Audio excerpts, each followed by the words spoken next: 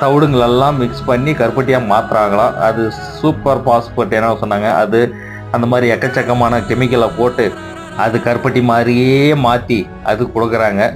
உடம்புக்கு ரொம்ப ரொம்ப ரொம்ப தீங்கான விஷயம் அது. அந்த மாதிரி ஒரு பக்கம் அப்படி பண்ணுறாங்க. இன்னொன்று வந்து இது வந்து கலப்படம் பண்ணுறாங்க.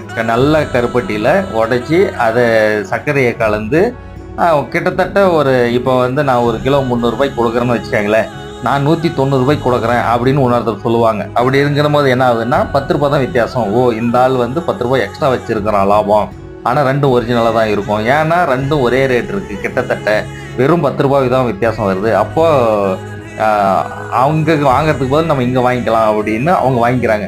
ஆக்சுவலி அங்கே 10 ரூபாய்க்கு 50 ரூபாய் சர்க்கரையாக மிக்ஸ் பண்ணியிருப்பாங்க. இப்போ ஒரு அதை வந்து ஒரு 240க்கு 30க்கு 200க்கே கூட கொடுக்கலாம்.